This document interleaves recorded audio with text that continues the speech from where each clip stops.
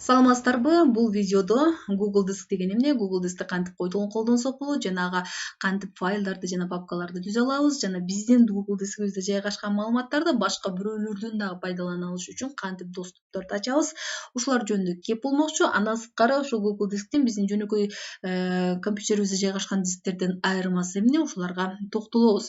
Алгач демек Google Disk деген эмне? Google Disk деген бул ушул ар бир Google аккаунтка берилүүчү 15 гигабайттык көлөмүндөгү мейкиндиктеги бир эс болуп эсептелет. Демек, ар бир Google аккаунтка берилет бул 15 гигабайттык көлөмдөгү. Менде мисалы буга чейинки мен бүт маалыматтарымды сактаган Google Disktим бар болчу, бирок мен жаңы аккаунт аркылуу ачам, жаңы аккаунт аркылуу мен Google Disk'ти ачам. Демек, бул жерде Google сервиси Google сервистери бул жерде жайгашкан, бизде Google Drive'ты бул жерде тандайбыз. Бул диским менин пустой болгону үчүн момундай бир терезе ачылат. Демек, бул жерде мага 15 гигабайттык көлөм берилди. Эми Google Disk'ке деген биз каалаган маалыматтын түрүн сактасак болот. Бул тексттик болсун, сандык болсун, графика болсун, видео информация болсун, же аудио информация болсун, айырмасы жок. Ошол 15 гигабайттык көлөмдөгү бардык информацияны бул Google Disk'ке сактасак болот. Эми жөнөкөй дисктен айырмасы эмне? Жөнөкөй дисктерге сакталган маалыматтар, мисалы компьютерде сакталган маалыматтар, компьютер жаныбызда мисалы болгон учурда гана ал маалыматтарды колдоно алабыз. Эгерде Google Disk'ке сакталган болсо, ал Google Disk'те болсо, кайсыл жерде болбосун, кайсы компьютерден болбосун, ошол аккаунтту ачуу аркылуу ал жердеги бардык маалыматтарды колдонсок болот. Мунун эң артыкчылыгы бул ошол дайыма жаныбызда болгону, ошол Google аккаунтубузду паралогинин терүү аркылуу ушул Google Disk'ибизге жетсек болот. Эми алгач демек бизде ушундай бир Google Disk'ибиз ачылды. Демек, бул жерге биз каалагандай папкаларды түзсөк болот. Бул жерде жаңы создать аркылуу, бул new аркылуу мисалы жаңы файлдарды жүктөп, же болбосо жаңы папка түзсөк болот. Мисалы бизде жаңы папка түзөлү. Мисалы бул жерде жаңы папка болсун. Бул мисалы информатика деп жаңы папка ачсак, эгерде бул ушул жерде информатика деген папка жайгашат. Эми бул информатика деген мисалы папканын ичине дагы бир файлдарды түзүп, мисалы doc файлы, бул демек тексттик документтер, мисалы doc деп түзсөк, же болбосо андан сырткары табличный процессорду даярдалгандар, мисалы XLS деп түзсөк болот, мисалы XLS деп түзсөк, демек бул жерде таблица процессордо даярдалган маалыматтар, же болбосо бул презентациялар болсо PPT деп, демек бул ушул файлдык кеңейтилиштерин жазып коюу аркылуу бул жерде ушул ар бир файлдарды ошо тиби боюнча ажыратып ушул жерлерге сактасак болот.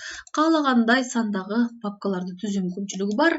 Эми демек папкаларды түзүү түшүнүктүү. Эми мисалы папкаларга файлдарды жүктөө үчүн болгону биз upload files, загрузить файл дегенди басабыз. Демек, ошол керектүү мисалы файлды алып туруп, ошол файлды бул жерде открыть деп туруп, ошол жерге жүктөп койсок болот.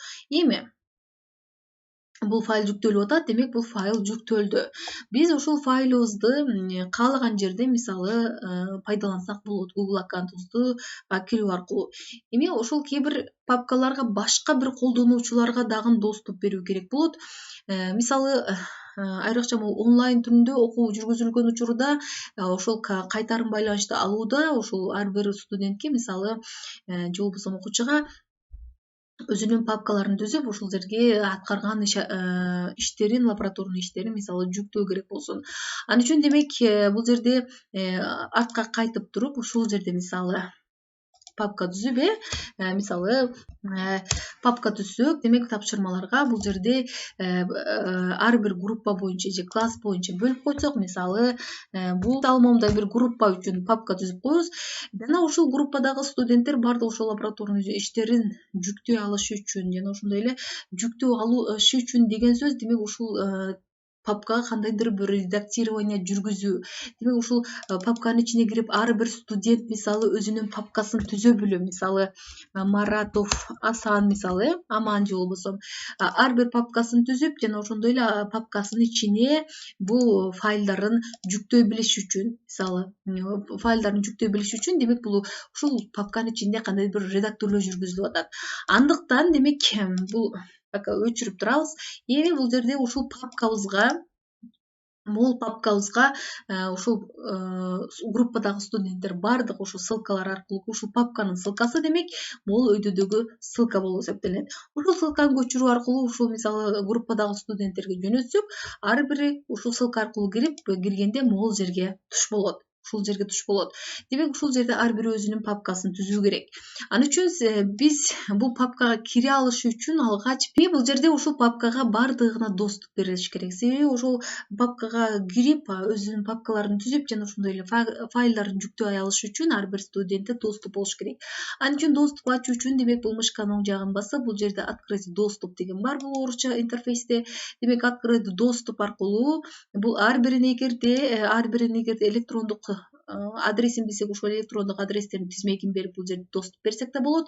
Же болбосо бул жерде изменить деп туруп могул жерде баарыга мисалы бул жерде баардык ушул мисалы ушул ссылка барларга баарына доступ берилсин деген могул жерде орусчасы турат. Демек ушул жерде ушуну тандап туруп бул жерден тандашыбыз керек. Бизде бул зритель катары эле же болбосо комментатор катары же болбосо ошол редактор катары доступ беришибиз керек. Биздин учурубузда мисалы редактор катары беришибиз керек. Эгерде зритель катары берсек, ошол файлды көргөнгө гана мүмкүнчүлүгү болот. Анда демек өзүнүн папкасын түзө албайт, өзүнүн файлдарын жүктөй албайт. Комментатор катары берсек, демек ошол баягыларга комментарий бергенге гана мүмкүнчүлүк беребиз. Ал үчүн бизде эдитор катары же болбосо бул жерде редактор деп турат орусчасында, демек редактор катары доступ беребиз. Демек доступ баарын бергенде бул жерде баардык ошол ссылка барларга баарына доступ дедик жана ошондой эле бул жерде редактор деп доступ бердик. Эми бул жерде кабыл алабыз. Эми бул ссылка аркылуу ушул бул жөнөтүлгөн ссылка аркылуу ким болсо кирип өзүнүн мисалы түзүп жана ошондой эле ушул папканын ичине каалагандай өзгөртүүлөр киргизсе болот. Жана ошондой эле учурда биз азыр доступ бердик. Демек ушул папкага кирген ушул ссылкасы баары ушул папкага кандайдыр бир доступун өзгөртүүгө жана ошондой эле ичиндеги маалыматтарды өчүрүп жаңылоого мүмкүнчүлүгү бар. Себеби баарына азыр бир редактор катары доступ бердик.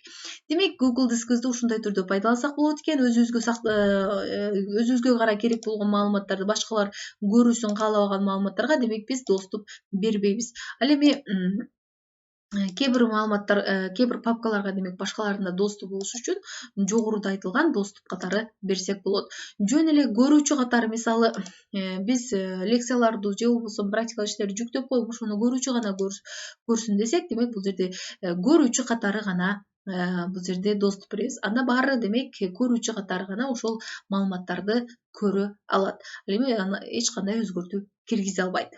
Бул демек башкаларга да доступ берүү боюнча болду.